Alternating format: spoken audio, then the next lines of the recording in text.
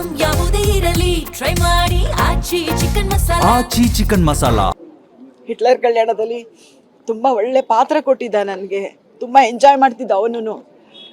ನನ್ನ ಪಾತ್ರ ನೋಡಿ ಎಂಜಾಯ್ ಮಾಡ್ತಿದ್ದ, ಖುಷಿ ಪಡ್ತಿದ್ದ. ಮತ್ತು ಅದಾದಮೇಲೆ ಬ್ರಹ್ಮಗಂಟುನಲ್ಲಿ ನಾನು ಮಾಡಿದೆ.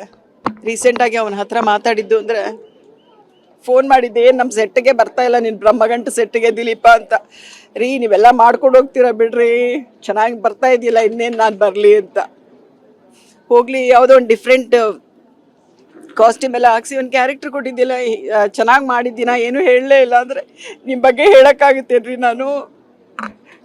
ಒಳ್ಳೆ ಕಲಾವಿದ, ಚೆನ್ನಾಗಿ ಮಾಡಿದ್ದೀರಾ ಅಂತ ಅದೇ ಒಂದು ಮಾತು ಕೇಳಿದ್ದು ಲಾಸ್ಟು.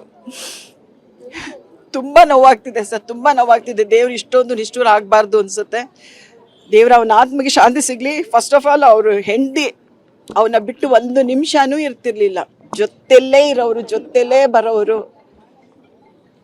ಅವರ ಆ ದುಃಖನ ಭರಿಸುವಂಥ ಶಕ್ತಿ ಆ ದೇವರು ವಿದ್ಯಾವರು ಕೊಡಬೇಕು. ಅವನ ಜೊತೆಗೆ ಅರ್ಧಾಂಗಿಯಾಗಿ ಪ್ರೊಡಕ್ಷನಲ್ಲೂ ಎಲ್ಲನೂ ಕೆಲವೆಲ್ಲ ಅವರೇ ನೋಡ್ಕೊಳ್ತಾ ಇದ್ರು, ಕೆಲವೆಲ್ಲ ಏನೋ ನೋಡ್ತಿದ್ದ. ವರ್ಕ್ ಪ್ರೆಷರು ಇಲ್ಲ ಏನು ಅಂತ ಕರೆಕ್ಟಾಗಿ ಗೊತ್ತಿಲ್ಲ. ಇದ್ದಕ್ಕಿದ್ದಾಗೆ ನೋವು. ನಾಳೆ ನಾನು ಫುಲ್ ಚೆಕಪ್ ಮಾಡಿಸ್ಕೋತೀನಿ, ಬಾಡಿ ಚೆಕಪ್ಪು ಅಂತ ಹೇಳಿ ಡಾಕ್ಟರ್ ಹತ್ರ ಅಪಾಯಿಂಟ್ಮೆಂಟ್ ತೊಗೊಂಡಿದ್ದಂತೆ. ಇವತ್ತು ಹೋಗ್ಬೇಕಾಯ್ತು, 8 ಗಂಟೆಗೆ ಅಪಾಯಿಂಟ್ಮೆಂಟ್ ಕೊಟ್ಟಿದ್ರಂತೆ. 8 ಗಂಟೆಯಲ್ಲಿ ಅವನೇ ಹೋಗ್ಬಿಟ್ಟ. ತುಂಬ ನೋವಾಗ್ತಿದೆ ಸರ್, ನೀನು ಹೇಳೋಕ್ಕಾಗಲ್ಲ. ಹಿಟ್ಲರ್ ಕಲ್ಯಾಣದಲ್ಲಿ ತುಂಬ ಒಳ್ಳೆ ಪಾತ್ರ ಕೊಟ್ಟಿದ್ದ, ನನಗೆ ತುಂಬ ಎಂಜಾಯ್ ಮಾಡ್ತಿದ್ದ ಅವನು. ನನ್ನ ಪಾತ್ರ ನೋಡಿ ಎಂಜಾಯ್ ಮಾಡ್ತಿದ್ದ, ಖುಷಿ ಪಡ್ತಿದ್ದ. ಮತ್ತು ಅದಾದಮೇಲೆ ಬ್ರಹ್ಮಗಂಟುನಲ್ಲಿ ನಾನು ಮಾಡಿದೆ. ರೀಸೆಂಟಾಗಿ ಅವನ ಹತ್ರ ಮಾತಾಡಿದ್ದು ಅಂದರೆ, ಫೋನ್ ಮಾಡಿದ್ದೆ, ಏನು ನಮ್ಮ ಸೆಟ್ಟಿಗೆ ಬರ್ತಾ ಇಲ್ಲ ನೀನು ಬ್ರಹ್ಮಗಂಟು ಸೆಟ್ಟಿಗೆ ದಿಲೀಪ ಅಂತ. ರೀ ನೀವೆಲ್ಲ ಮಾಡ್ಕೊಂಡು ಹೋಗ್ತೀರಾ ಬಿಡ್ರಿ, ಚೆನ್ನಾಗಿ ಬರ್ತಾ ಇದೆಯಲ್ಲ, ಇನ್ನೇನು ನಾನು ಬರಲಿ ಅಂತ.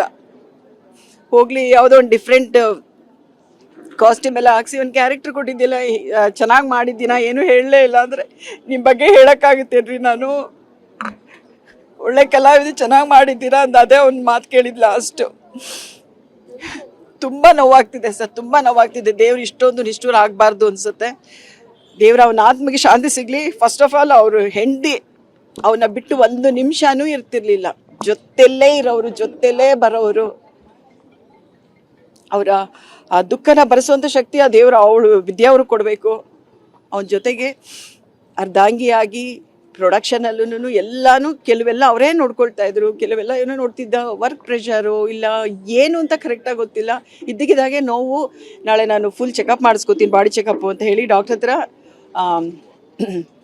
ಅಪಾಯಿಂಟ್ಮೆಂಟ್ ತೊಗೊಂಡಿದ್ದಂತೆ. ಇವತ್ತು ಹೋಗ್ಬೇಕಾಯ್ತು, 8 ಗಂಟೆಗೆ ಅಪಾಯಿಂಟ್ಮೆಂಟ್ ಕೊಟ್ಟಿದ್ರಂತೆ. 8 ಗಂಟೆಯಲ್ಲಿ ಅವನೇ ಹೋಗ್ಬಿಟ್ಟ. ತುಂಬ ನೋವಾಗ್ತಿದೆ ಸರ್, ನೀನು ಹೇಳೋಕ್ಕಾಗಲ್ಲ.